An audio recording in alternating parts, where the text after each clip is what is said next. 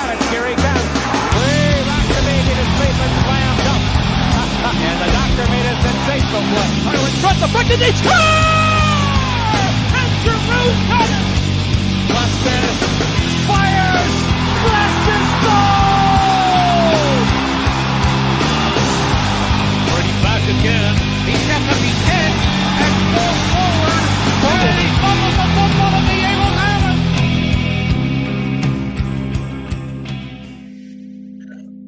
Oh, it feels good to watch and listen to that intro again. We welcome you back to the Philly Sports Hour. It's been a while since we've had one of these. I think the last time we did one of these shows is when Paul George signed with the Sixers, and we're going to talk about the Sixers today a good amount.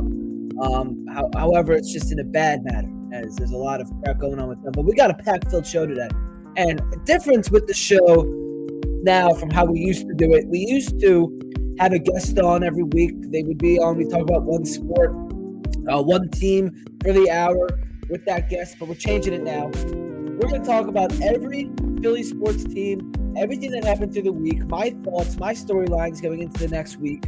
And we'll have a guest or a Philly sports reports personality on, and each week to discuss one portion of the team. This week we have Nate Tramdaks on of the Sixers department. He's going to help us try and dissect what the heck is going on with the Sixers right now. But I mean, we got a lot to go over. It was a packed week in Philly sports. The only team that really didn't have anything going on was the Eagles. And well, they got a game tomorrow night in Los Angeles. So we're going to start off with them. We got a lot of Phillies to talk about as well. And the Flyers are playing pretty well. And got a pretty good defenseman going on right now that I want to dissect into a little bit. But let's start it off with the Eagles, who they're in Los Angeles tomorrow night, at the beautiful SoFi Stadium, taking on the Rams, coming off that long Thursday night break where they got a great win over Washington. A lot of things didn't go right in that game, though. You got poor play from Jalen Hurts, a really bad offensive first half, and then it was kind of Saquon that took you the rest of the way. And you got great defensive play, which we're going to get into a little bit. I want to dissect Quinyon Mitchell, as he has been, defensive rookie of the year in the NFL so far, and been, I wouldn't call him a huge surprise because, you would always like to see that out of your first round pick, but he's been phenomenal for the Eagles this year. But when you look at that Rams game tomorrow night, they don't have the best defense. They have a pretty good offense. Their wide receivers are great. Kyron Williams, Matthew Stafford, of course. The guy can do everything, I'm convinced. But you're playing the Ravens next week in Baltimore. This Sunday night game after the long break comes off to me as a trap game. And, trap games scare everybody. Preseason, I thought last week was going to be the trap game. Coming off the game in Dallas, Thursday night against Washington always seems to go wrong. And, it ended up being the most important game of the year. And where the Eagles are now, every game is important here in late November, entering December. Excuse me. So tomorrow could have a little bit of a feel of a trap game for the Eagles. Coming off the big win against Washington, you had the mini bye, and you're going to Baltimore next week against the MVP favorite, Lamar Jackson. I think the Eagles will win. I don't think, it's going to be ugly. It's going to be a Sunday night game in Los Angeles. It's always going to be ugly. It could be a trap game, so be aware of it. And the Eagles won't have Devontae Smith. He missed all of practice this week with a hamstring injury, which has been lingering over the past few weeks. He limped off the field on Thursday night, and he is out tomorrow. It was kind of a possibility to see if he was going to play. He's not going to play. So the Eagles have A.J. Brown, Jahan Dotson. You hope you see something from him, which you didn't in the first game that Devontae Smith was out, which A.J. Brown was also out for, so that game was kind of wraps at that point. And you may have Britton Covey coming back. Covey, he's been out with that shoulder injury for the past few weeks. He is questionable to play. He practiced this week, but I think the Eagles should be fine. You look at the Rams' passing defense. They allowed 222.8 passing yards a game. which is 22nd in the NFL. Their opposing completion percentage is 66.4%. That's 21st in the league. They allow 7.5 yards per play, which is 30th in the NFL. They allow 1.8 passing TDs per game, which is 25th. And their opposing passer rating is 97.9, which is 21st in the NFL. Their secondary is not very good. It's young. They're not very good. The Rams used to have a great defense. They used to, Aaron Donald at the front. They used to Jalen Ramsey. I mean, that Super Bowl team had a phenomenal defense. That's why they won that Super Bowl. Of course, Matthew Stafford was great as well. They got great stuff from Cooper Kupp. But that defense was awesome. Now this Rams defense is kind of it's more of the offensive show in Los Angeles. But I think the Eagles will be fine. You expect stuff out of Jalen Hurts, which I'm not really sure what you're going to get out of Jalen. You look back at last week, he was 10 for 19 in the first half. His head banged against the turf twice really hard. I looked like he had a concussion. He missed, I believe, Devontae Smith and Saquon Barkley, who were both wide open on the left side of the end zone. He was kind of rolling that way, completely missed him, got taken down, head slammed against the turf. He had A.J. Brown. He made his defender fall. Brown was out the sideline, wide open, nobody near him. Hurts missed him. And I think he took it for a little bit of a run, I think maybe 1 or 2 yards. But he was horrible in the first half. And then as he has all year, he comes out in the second half and is great. He was 8 for 9 in the second half with 120 yards. But my problem with this is they're winning games now. I mean, Washington kind of exposed them a little bit as not such a great team with a dominant win. The Eagles win by well more than what they did with those made field goals and, of course, that touchdown at the very end for Washington, which didn't really matter anyway for Ertz. This isn't going to fly against every team. Starting slow on offense in the first half, relying on your defense, especially in Baltimore next week with Lamar Jackson. Like, that guy is going to kill you if you give him opportunities. You can't turn the ball over. That's a good defense. You can't turn the ball over. You can't not execute on 3rd and 4th downs often. You got to make sure something happens. And, you kind of hope Hurts isn't concussed. After the game, he was on with Scott Van Pelt. He was rocking the sunglasses. He was kind of like, oh, not a great look. So you hope he's not concussed. Also, you want to look at the ankle. He was limited in practice this week due to that ankle injury, which kind of came out last week that Hurts, Nick Sirianni kind of slipped up, said, oh, he has an ankle injury, but he wasn't supposed to say that. So you kind of look at that. I don't know what you're going to get out of Jalen Hurts. A few weeks ago, I've been like, yeah, you're going to get a great performance. But now, after what we've seen the past few weeks, where he's just starting so slow and then be able to pick it up in the second half, mostly thanks to Saquon Barkley.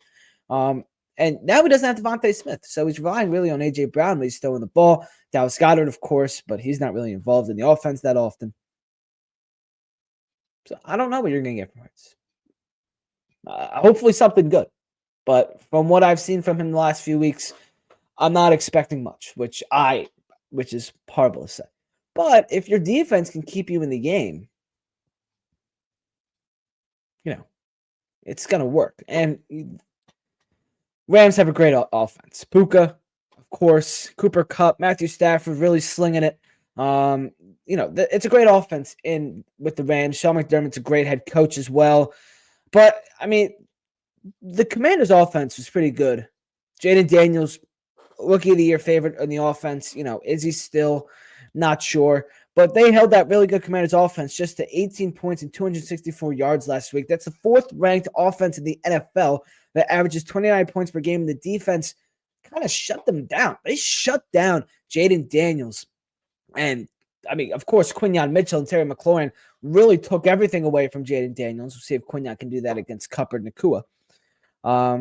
After the Commanders' second possession touchdown, which was a 58-yard TD drive, they held the Commanders to 3 points and 151 yards in the next 8 drives. So this Eagles defense, Jalen Carter's a monster. Brandon Graham's playing unbelievable at his, age 38 season. you're getting great stuff from your line. You're getting all unbelievable stuff from your secondary. Reed Blankenship, Cooper DeJean, excuse me. Quinyon Mitchell, Darius Slay's been playing better.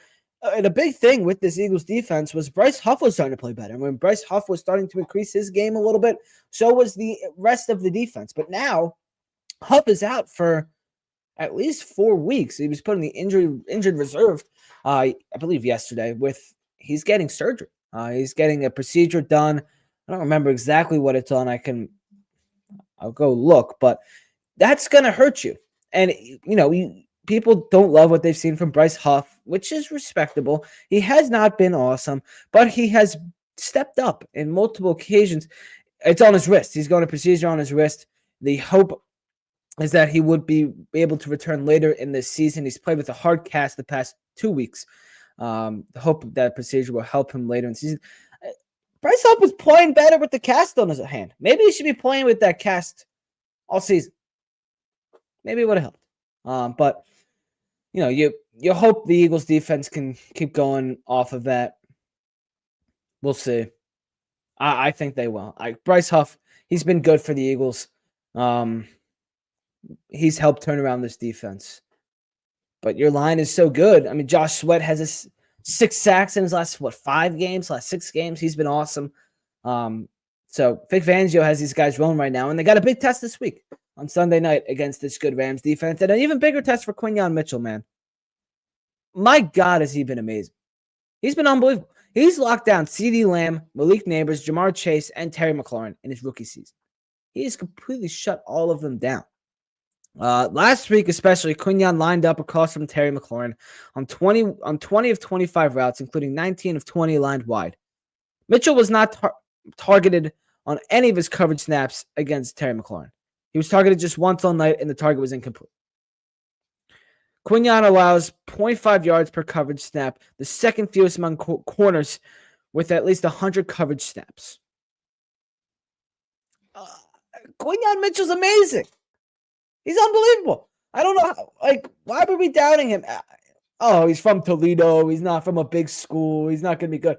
No, Quinyon's unbelievable. Every single game, he's getting increasingly better. And it's the same with this whole Eagles defense. They're so young. They're kind of surprising in a way. You didn't think we were going to get this from Zack Wheeler, Cooper DeJean, Reed Blankenship's taking a step. Jalen Carter and Jordan Davis are both taking a step. Brandon Graham is old, but he's still, one of the best defensive linemen on this team. They just get better every single game. It's kind of unbelievable. And you give a lot of that credit to Vic Fangio. He's got these boys rolling right now, and it is fun to see. But what we've seen from Quinyon Mitchell so far has been nothing short of amazing. But he's got a big test. Cooper Kupp and Puka Nacua. Presumably, you'll see Darius Slay and Cooper Kupp. We've seen it before. I believe 2 years ago, it was Darius Slay was on Cooper Kupp, and Darius Slay played pretty well against them. Eagles won that game in Los Angeles. Now, you're going to get Quinyon on Puka. The Eagles have never seen Puka Nacua before. Last year was his rookie season. We didn't play them. Now we're going to. So that'll be interesting. Puka's obviously great. He's been out with an injury this year, kind of just getting back in the swing of things. So big test for Quinyon, also against Cooper Kupp. But, CeeDee Lamb, Malik Neighbors, Jamar Chase, Terry McLaurin. They go on and on and on of all these great guys. Drake London, all these guys that Quinyon has locked up. And, Puka Nacua seems like light work. But he's also got Cooper Kupp to worry about. So, it'll be interesting to see what we get. I'm more looking at the Eagles offense tomorrow against a pretty poor Rams defense than the Eagles defense. But we'll see. I think the Eagles win. Heads up for a trap game. You can watch the Eagles pregame show tomorrow right here on YouTube, Facebook, and Twitter. Philly Sports Reports. Me and Sam Hine will be on tomorrow night. I believe we're starting at 7 o'clock for the Sunday night game. We're waiting all day for Sunday night. Kind of a poor game. Rams, Eagles. Rams are getting a lot of Sunday night, a lot of prime time, though. And they're playing well. So, tune in tomorrow night. Sam and I We do it every week. Make sure you tune in. And that's sponsored by SeatGeek. And the SeatGeek also helps out this show, too. SeatGeek is the easiest, most efficient way to buy your tickets. Each seat is given a green, red, or yellow dot, indicating whether purchasing that ticket would be a good, bad, or fair deal. There's a lot of sports events, concerts. It's around Christmas season. It's the holiday season. Thanksgiving coming up next week. Happy Thanksgiving, everybody. Black Friday. Get your family some tickets to games and use it. SeatGeek. If you use code Philly Sports Report, you'll save $20 off your first SeatGeek purchase. PHILLYSPORTSREPORT. You're going to save $20 off your first SeatGeek purchase. So get your Philly sports family some tickets. Probably not to a Sixers game, but the Flyers are pretty fun. The Eagles are fun.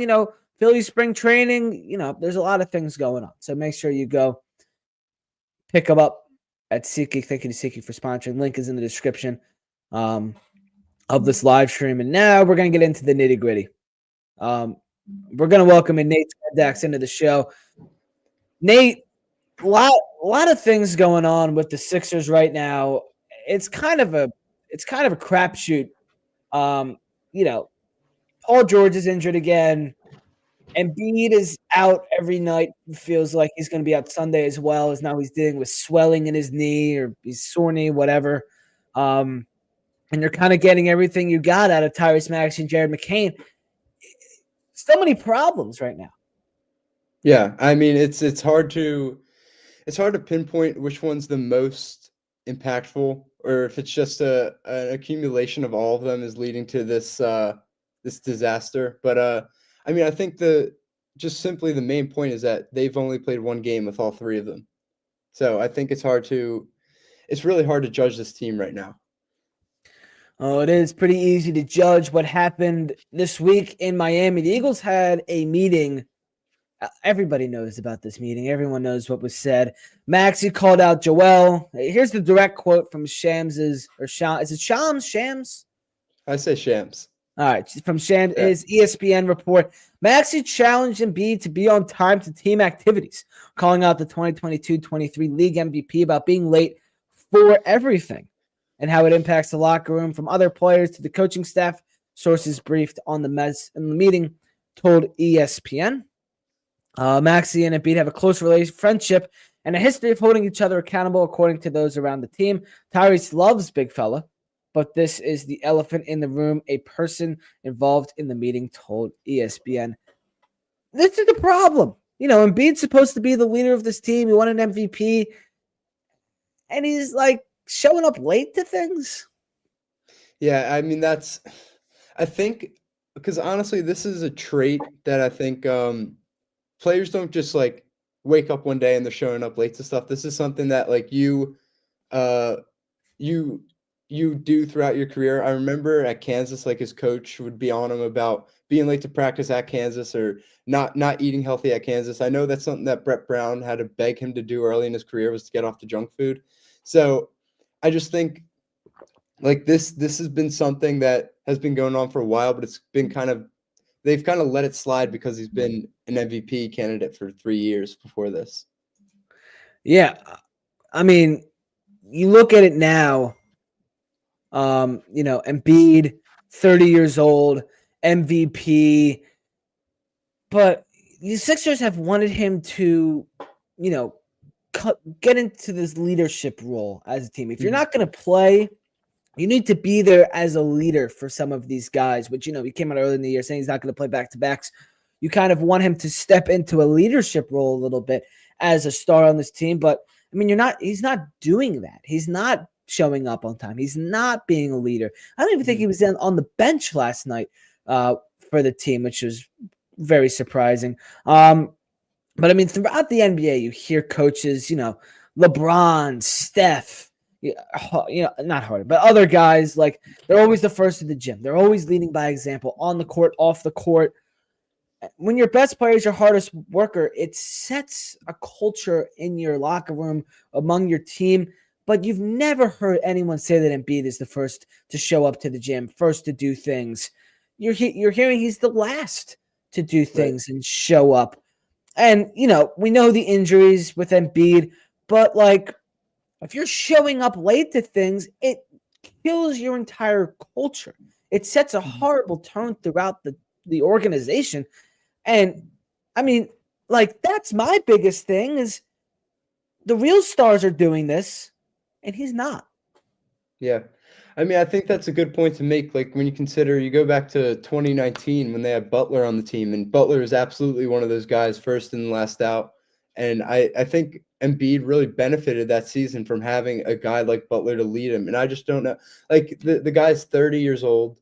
I just don't know at what point you acquire the ability to become a leader. Like that's obviously something we've all wanted him to become just because, but he's been sort of the de facto leader just because he's been the best player on the team. But it's like leaders have traits that are off the basketball court, and it's kind of disappointing to see that he has yet to develop those traits. I mean, 8 years in the NBA, 30 years old, and now he's getting called out by a 24-year-old kid. I just like at this point, if he's not turning into a leader, or 9 years, excuse me, but if he's not maturing now and turning into a leader, just don't think he ever will. Like this is just who Embiid is. That's a problem. Yeah, I mean, he's gone through. He's gotten married. He's gotten a kid, and he's 30 years old. Like if you're not mature by now, going through those sort of life stages, I mean, this is just who he is. So. How big of a problem is that the face of your franchise is not showing up to things, is late for things, is not a leader, and he's getting called out by, 24-year-old kid. I don't know how old you are, but like the kid is around maybe your age and he's calling out a guy who's a father, an MVP, like, and it's getting out there. Like that to me is very concerning, and I give a lot of credit to Maxey. I mean, it's obviously a big detriment to the team when you have a guy who's like, Embiid seems to be more of a lead by example guy, just go out on the court and be dominant. But that's not really like, especially on an NBA team, that's not what your supporting cast needs. Your supporting cast needs you to be an uplifter to sort of help them get better instead of just saying, hey, I'm going to go out here and put up 35. You guys just help me, which has kind of been for the 8 years he's been in the league. That's how it's been. But yeah, I mean, I guess Maxey, we have to look to Maxey now to become that leader, which is, as you said, he's 24 years old. But it shouldn't really be falling on his shoulders this early. But yeah, I mean, this is, I don't know how much it affects their record directly. Like how much of it is like Embiid's not a good enough leader. How does it impact their record? Because they've always been a playoff team until last season when he got hurt. And they've always, been a top 3 team in the East. So it's just, I don't know directly how it correlates to on-court play, but it might have some impact on their playoff performance for sure. Yeah, I think it has a little bit like, not exactly what's going on the court, but kind of the team morale is kind of what I'm getting from all of this. The team morale is not there, Embiid not showing up. And I look back at the Olympics with Embiid, how much it was going to help him as a person, how help him become that leader. He's hanging out with, LeBron, Steph Curry, Kevin Durant, like all these legends that have, bona fide themselves as a real leader, a superstar, Hall of Famer. And it was, supposed to help Embiid grow up, learn a work ethic, and be even hungrier to chase an NBA title. This season, Embiid got the personal accolades. It was about him being healthy for the playoffs, being ready to go. And now all we've heard is technical foul before even playing a game, suspended before even playing a game, attacking a reporter before even playing a game. Now kind of not playing in games and trying to hunt down whoever snitched this thing, which, could have been him. After the Olympics, Embiid has only gone downhill from there. Did something happen in Paris? I mean, the whole, I understand the arguments. People are like, I've seen people say like, oh, him playing in Paris was the worst decision this organization made. I see some truth to that because he didn't look right at the Olympics, just health wise. He looks like he did. He looks like he's been playing in the games now, just like very not aggressive, not attacking. But on the other hand, just from like a personal standpoint, like, I mean, it's hard to sort of bar a guy from playing in the Olympics and picking up a gold medal because this is probably going to be, I don't think he's going to play in LA in the 2028 Olympics. So I think this was his only shot to play with Team USA and get a gold medal. So I think from that standpoint, it would have been hard to deny him playing the Olympics. But he clearly didn't look right. He was clearly still hurt. And then, after the Olympics, he got either whatever he did, he either re-aggravated or just sustained the injury. He wasn't able to fully recover. He wasn't able to play in training camp. And I think that was a big detriment to this team that he wasn't even able to open the season together with the team, that he was always kind of away. And it's just like, this guy's supposed to be your best player, and it seems like he's not on the team some of the time.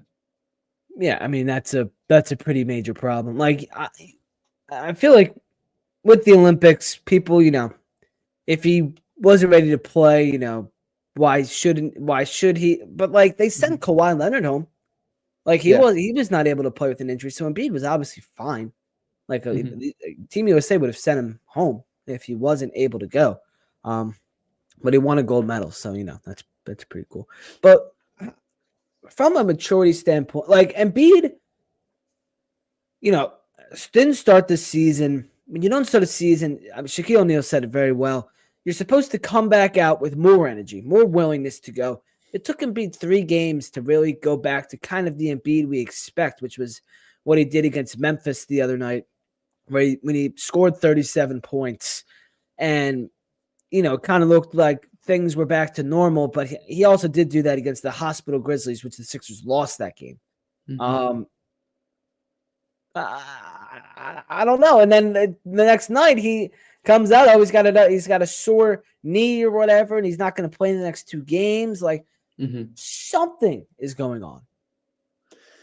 Yeah, I just think, well, to Shaq's point of, when you're injured coming back into the season, you're supposed to be more high energy. I think Embiid's kind of an exception to that. It always seems it takes Embiid 3 or 4 games. Like, it's like blowing up like a wind blower or whatever, like revving up a wind blower. Like, it takes a couple things for him. Like, he's never come off an injury and like the first game back he looks normal. Like, it always takes him a few games to get back into game shape.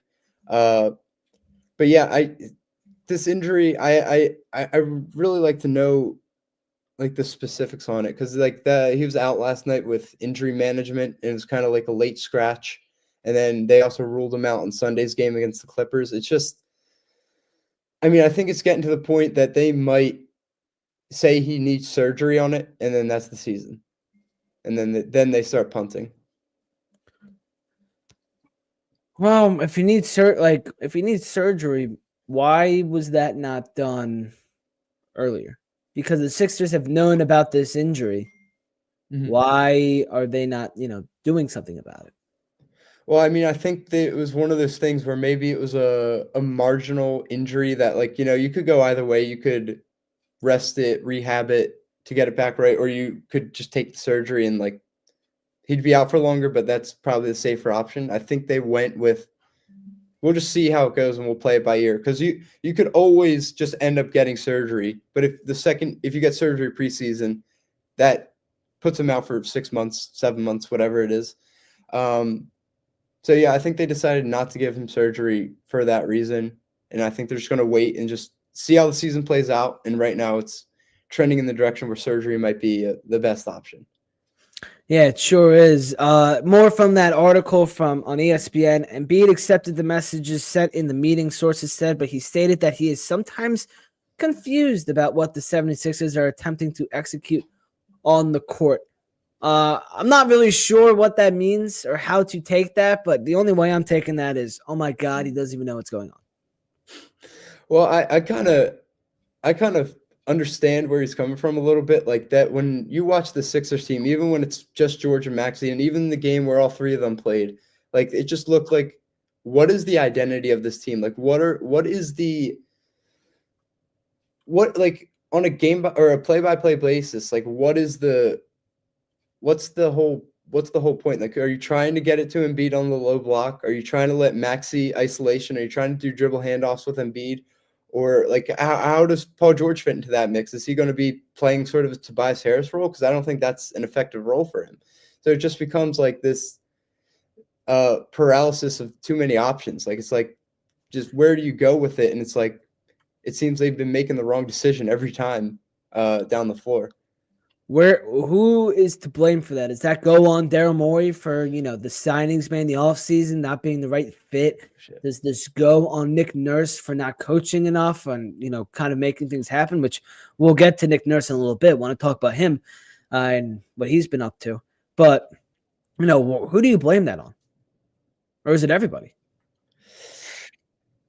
It's tough. I think it comes from a little bit of everyone. I think Morey takes the least end of the blame. I think he did his best job.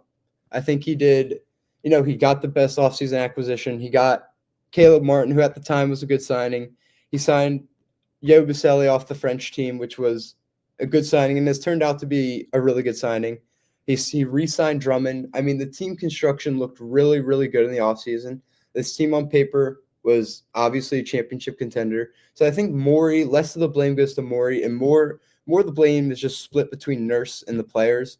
I think Nurse should get a little slack just because of how injured they've been. Maxi's got tweaked his hamstring. Paul George hyperextended that same leg, which is just incredible. And Embiid has been spotty, to say the least. So, I mean, I think just I want to see this team play at least 5 straight games with all 3 of them. Now, I think that's a stretch, and that's a huge hope, and that's a big if. But I want to see that core play 5 games straight together, and then you can reassess. But just putting all the blame on Nurse for a team that he had a team over the offseason, had a team in mind that would play together, and so far he has not seen that team. So I think it's hard to blame Nurse a lot. Yeah, I mean, 5 straight, you may get 3, and then you got a back-to-back, and, one of your guys isn't going to play.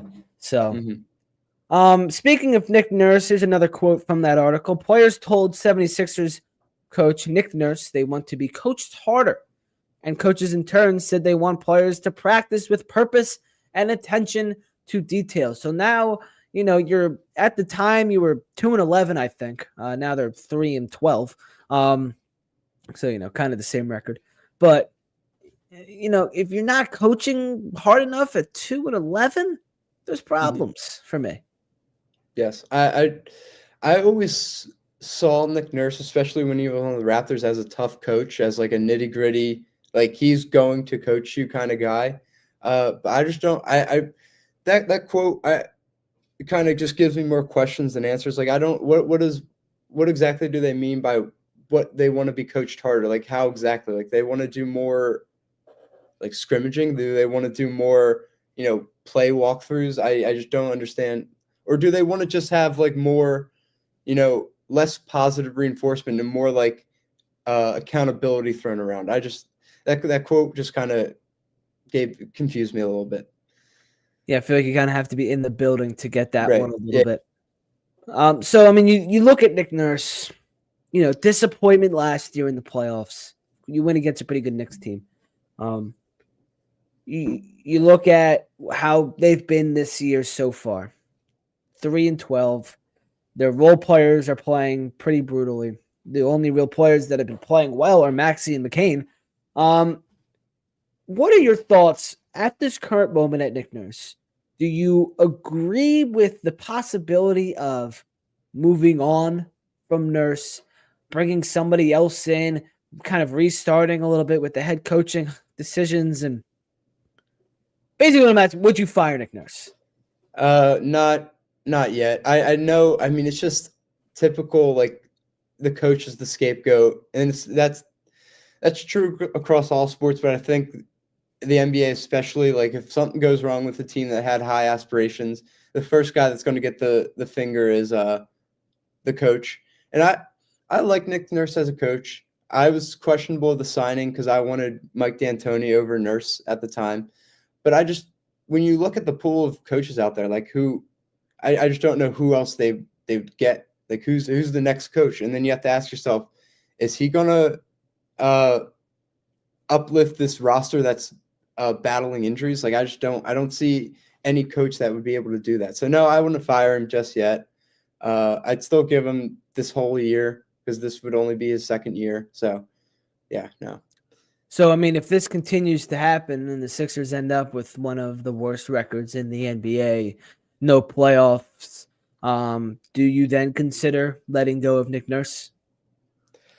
I mean, then again, I just have to see who else is available. And like it's typical that like the best coaches just come out of nowhere. Like they were on some EuroLeague team or they're on some other team's bench right now. So like unless I don't have a list of names, but Morey probably does in the back of his head. So I trust Morey's judgment. And if they do end up with the worst record, depending on like, hey, did Embiid get surgery? Did George get surgery potentially? Just how long were those guys out for? Then I'd make my decision. But like it'd be really hard to give him a third year if they finish with the worst record. So, all right, Sixers are 3-12. They have the worst record in the NBA, I believe. If they may have been bumped up a little bit, but no matter what, they still have one of, if not the worst record. Being Paul George and Maxey, one game together. They're not winning games with them on the floor. They're kind of winning games without them on the floor. They're not getting much from their supporting cast. Kelly Oubre, Caleb Martin, Kyle Lowry, Eric Gordon haven't really been there throughout the season. You saw a little bit from Andre Drummond, but not much. The supporting cast just hasn't been good enough.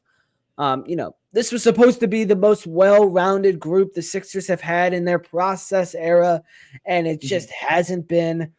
Is this on the coaches for not coaching hard enough? Is this on Embiid for putting a poor taste in everybody's mouth, or is this just a bad team?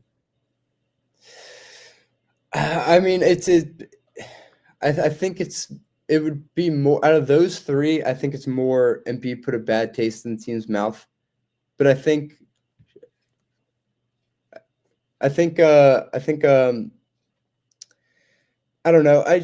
Look, all these guys were signed to be a supporting cast to Embiid and Maxey and George, and I just think their roles are completely uplifted. Like I don't think Yabusele or Oubre or Martin, I don't think all three of them are starters with a healthy team. So just giving them more like 25 minutes, 30 minutes a night, I don't think that's good for the team. I still think this is a good, well-constructed team when healthy. Now, the argument could be that the team is poorly constructed because they're so unhealthy and they have two injury-prone guys. I could see that rationale, but I just want to see this team play 5 games in a row healthy before I make any final decisions or judgments. Yeah, maybe by February we'll get 5 games in a row with these guys. All right, that'd be a good line if they play 5 straight before the All-Star break. Yeah, I don't think so. All right, the name Cooper Flag is there. He's been thrown out a bunch of times. Is it time for the Sixers to #capture the flag, or are you still pushing it for the postseason, try to make something happen, or are you punting this year, trying to get Cooper Flag and starting all over again? The process is over. What are you doing? Yeah. I'm gonna let it ride for the season because like this is I'm a believer. Now it's not that big of a sentiment in the NBA, but just get in the playoffs and see what happens, especially with a roster that has the star power it does. I think it's too early to tank because I think there's I think Nurse especially is too invested in the team to tank. Like he seems like the most anti-tank coach out there. So I think it'd be hard to sit him down and convince him that, hey, we're punting the season. Like he might ask to be fired if they do that. I'll hold off. If they get to like 20 losses before they get to 5 wins, then maybe you just pull the plug. I think that's my benchmark, which that's doable. They have to go like 1-8, 1-7, something like that. So yeah, I mean the teams they're playing coming up, it probably isn't going to happen. You got the Clippers tomorrow night, and then you host the Rockets, the Pistons, the Hornets, the Magic for 2 games, the Bulls, then the Hornets again, and then you're at December 20th at that point. So the next, 1, 2, 3, 4, 5, 6, the next 8 games, you go Clippers, Rockets, Pistons, Hornets, Magic, Bulls, Hornets. A lot of Hornets in there, and Magic. But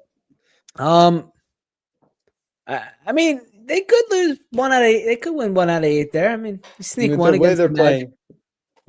playing, that is definitely that looks like a. Those are not good teams, but that looks like a schedule where they fall below 500. Yeah, and then after that, you got the Cavs in Cleveland, and then you are hosting the Spurs, and then, you're in Boston on Christmas Day, which I forgot was happening, but that's going to be a fun one. Yeah, yeah. So, I mean, a good bet to make would be: does Joel play on Christmas Day again, or does he miss Christmas Day again? I think that's very real. yeah, so I mean, Joel won't play against the Clippers, maybe against the Rockets. And then you got Thursday, you got 2 days off in between that. And then you play the Pistons, and your last cup game is on Tuesday. So you got Sunday and Monday off. So, and then you got a back-to-back after that. So, you'll see Embiid for maybe one of those games. I don't know, man. Like, they're in a tough spot. I don't know how they get out of it. Yeah, I mean, it's really like something I found like interesting was that Vegas has them at minus 215, or now it's minus 245 to make the playoffs. But Basketball Reference has them at an 85% chance to miss the playoffs. So that is just a clear discrepancy between what like Basketball Reference's models are saying and what Vegas is saying. Like Vegas seems to be very shy to give the Sixers plus odds to make the playoffs, which is, that's kind of hopeful that they still think that the Sixers are a favorite to make the playoffs. But it's just even more confusing because now a lot of the money's going towards the Sixers playoffs, and the models say they're not going to make the playoffs. So it's just like I don't. This is one of the most confusing NBA teams of all time because of their potential. Like when they're all healthy, this is a top 3 team, but they're not. They're never healthy. So again, hard to make a judgment. Yeah, maybe this team will end up on a 30 for 30 one day, and they can use this. They can use some of this show on that 30 for 30. But yeah, 3-12, pretty easy schedule coming up, but they're probably going to lose some. Nate, thank you for coming on. You can all read Nate at phillysportsreports.com. He does a bunch of the Sixers stuff, and make sure to go follow him on Twitter as well. Nate, thank you. Thank you so much for having me on. Yes, sir. All right. Nate Tramdaks, everyone, on the Sixers. And we got to thank Foco really quick before we move on. Real fans are the best gear. That's why Foco makes the most legendary gear for the most legendary fans.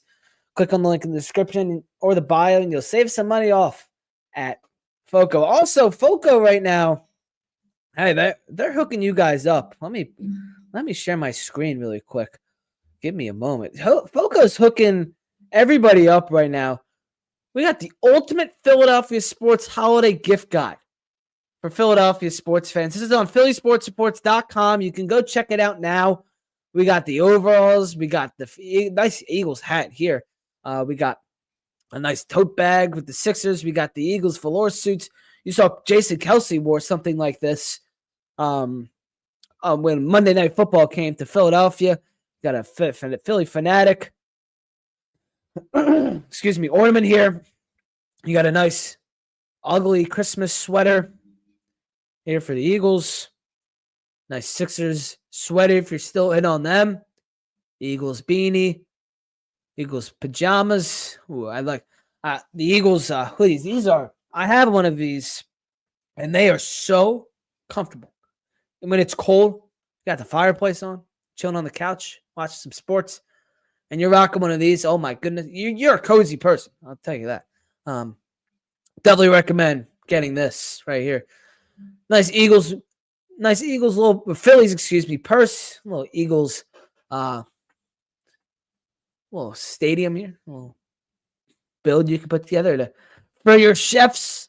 You got the Eagles chef, some shot glasses, and some Flyers friendship bracelets. So go check that out. That's on phillysportsreports.com if you're looking for something, and we're working on possible little contests to win some of these items as well. So thank you to Foco for helping us out.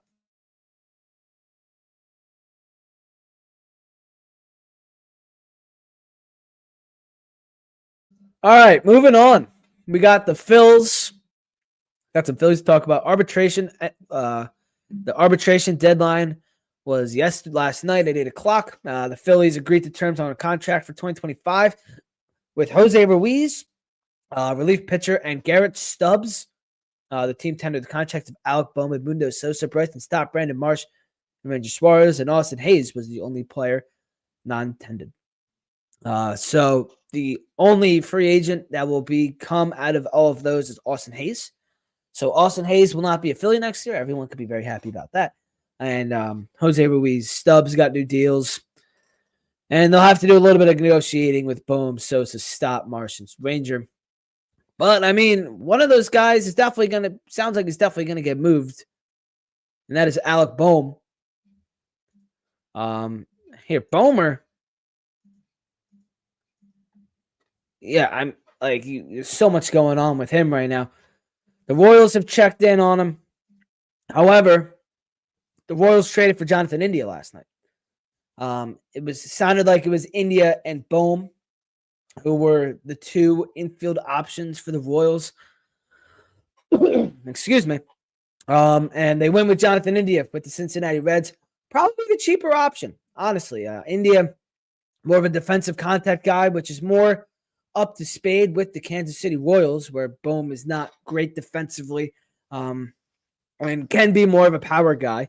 But the Royals go with India. So does that take them out on Alec Bohm? Not sure.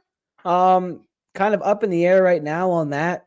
The Mariners have also been put out as a possible suitor, which makes sense. They could use an infielder like him. Mariners need to do something, man. They're in a tough spot as well. So I'm not sure what they're going to do with Alec Bohm. Kansas City sounds like they may be out. Seattle may be still in. There's, of course, other teams that are definitely calling about him. And, I mean, it sounds like Nick Castellanos is getting called upon too. And this one confuses me. Castellanos is being made available in trade talks, which officially came out yesterday from Matt Gelb of The Athletic. I don't know. Nick Castellanos has been like the guy in the Phillies lineup over the past 2 years. He's been the most consistent during the regular season. But it just seems like in the postseason, other than NLDS Game 3 and 4 of 2023, he kind of disappears. And I mean, you look at his chase rate per year. In 2022 with the Phillies, his chase rate was 39.6%. Last year was 41%. And in 2024, this past season, was 37.8%. Like, his chase rate is just too bad. And the Phillies' biggest problem in the postseason over the past 2 seasons has been the chase. They've been chasing balls way outside the zone, and that's why their offense is disappearing. And it seems like Nick Castellanos is kind of at the forefront, at the top of that list of guys who are chasing too much and leading the team in a bad direction. And do you want to move on from Castellanos? It certainly sounds like the Phillies are interested. But what upgrade are you going to get? Like, Cody Bellinger made sense a couple years ago, but it doesn't make much sense anymore. So I don't know if you're going to get a real boost from Castellanos. Meanwhile, with Bryson Stott, you can definitely get a boost. You can get Alex Bregman. If Adam Miller's ready to go, you could maybe see what you get from him at third base. I would more target Alex Bregman as a guy for the Phillies to go for, but you are still going to need a plus in that trade if you're trading away Bohm, possibly a reliever. I don't love moving Castellanos because I don't know what plus you're going to get from him. But it sounds like it's going to happen. I need to rant for a moment about the Zack Wheeler thing. So Wheeler fell second place in. Hold on, let me pull up the voting. Zack Wheeler fell to second in the Cy Young voting. He fell just short, or not really just short. It was kind of a blowout to Chris Sale. Here is the voting scale of the voting. So Sale, 26 first-round votes. Wheeler, only 4. So Sale should have won Cy Young. I agree with that. But how much of a blow it was? 198 to 130? There was no way that should have been true. Was Chris Sale the better pitcher? Yeah, he was the better pitcher than Zack Wheeler this year. Was he more deserving the Cy Young? Yeah, probably. But it should not have been that close. And then you look at this right here. This number 1. Someone voted for Zack Wheeler in the 4th round. I mean, Christopher Sanchez got 4th round votes. And so did Wheeler. Like, what are we doing? Here's the guy that did it. David Brandt of this Associated Press for the Diamondbacks. His reasoning was Sale was his 1st round vote, pretty obvious, fair. Then went Paul Skeens and Hunter Green over Zack Wheeler. All right, the Skeens is whatever. But Hunter Green had a 183 opponent batting average and the highest WAR in the National League. And then for Wheeler, he goes great season all around. All right. Here you go. Here's the comparison between Zack Wheeler and Hunter Green. The WAR is almost similar. Look how many more innings Wheeler has than Hunter Green. Wheeler has 49 2/3 innings more than Hunter Green. 49 2/3. He started much more games. His win-loss percentage was much better. A better ERA. ERA plus was almost the same. Way more strikeouts. Just a little bit of a higher strikeout percentage. Less walks. And a much lower walk percentage. Dude, the Reds were not good. The Phillies won the National League East. You have to take that into perception too, and where the Phillies would be without Zack Wheeler this past season, kind of with how their starting pitching kind of tailed off at the end a little bit. You didn't get great stuff from Nola. Ranger Suarez wasn't great after the first half of the season. Christopher Sanchez is pretty consistent, but you always had Wheeler out there, and you knew you were going to get a win out of him. Kind of disgraceful voting from David Brandt. It made me very angry, trying to decipher why and the true reasoning. It shouldn't even been close. Why is Hunter Green? Where did Hunter Green finish on this list? Hunter Green was 1, 2, 3, 4, 5, 6, 7. Hunter Green was 8th place. He got a 2nd and a 3rd round vote. I'm not sure who voted for him, or a 3rd round and a 4th round vote. And that 3rd round vote was from Brandt. The 4th round vote, whatever. Really, really bad. Shame on this guy right here. Shame on David Brandt. Hey, here we go. He can understand why flipping Green and Wheeler, but he's still comfortable. So, I don't know. I kind of give the guy credit for coming out and, explaining himself, but his explanation made no sense. 183 on base, or 183 opponent batting average, and the highest WAR in the NL when the WAR is almost nearly the same. So bad stuff from him.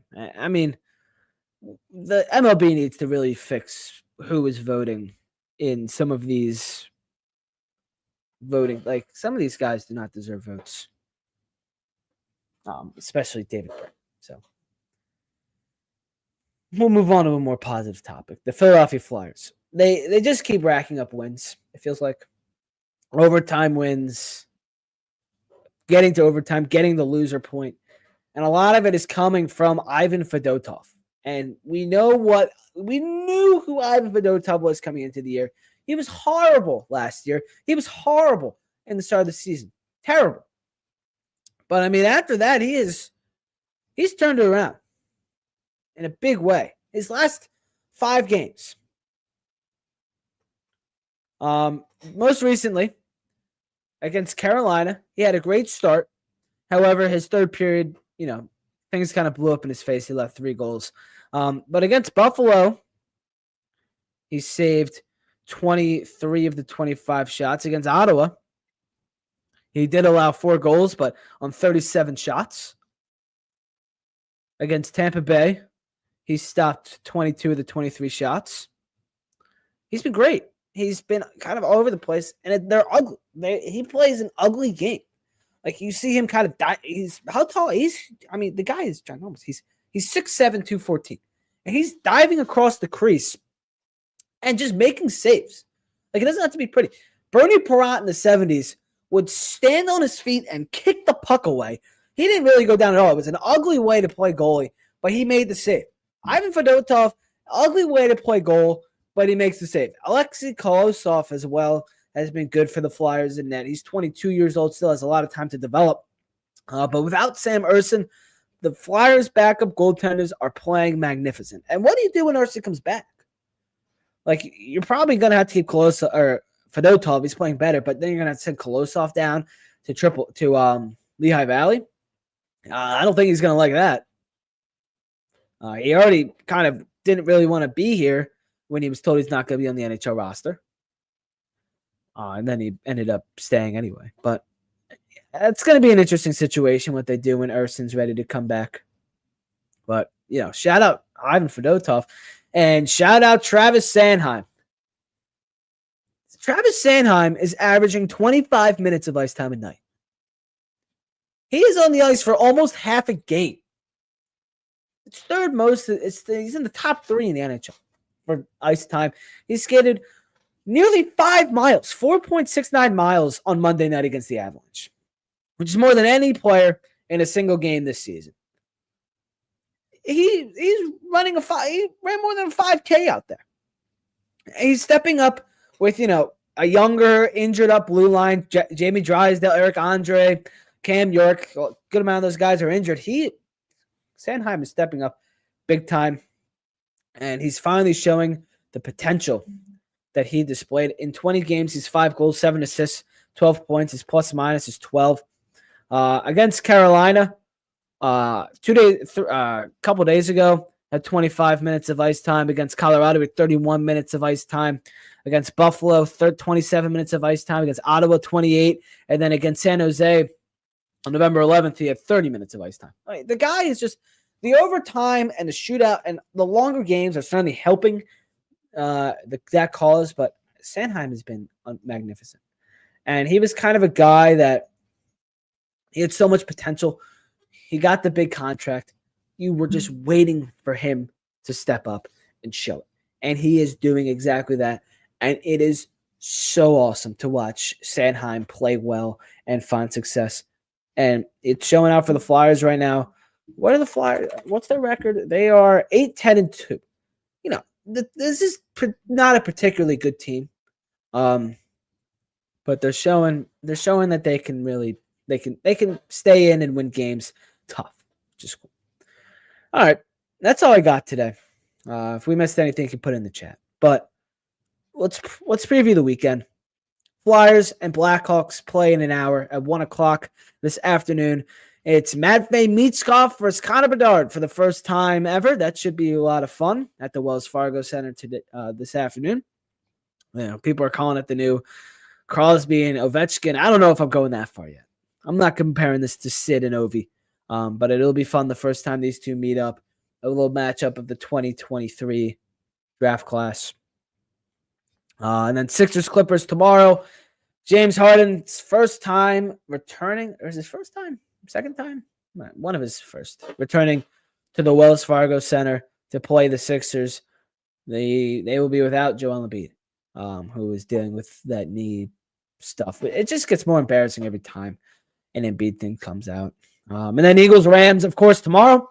You can watch the SeatGeek pregame show on Philly Sports YouTube, Twitter, and Facebook. All right, that's going to do it from me here on the Philly Sports Hour. It feels great to be back. We've completed the hour. And we thank you to everybody who joined us. Like, subscribe, share, follow. All the links in the description. If you ever missed a live Philly Sports Hour, they stay up on YouTube. And they're published on all podcast platforms. So Spotify, Apple Podcasts, whatever else you check out, they're all there.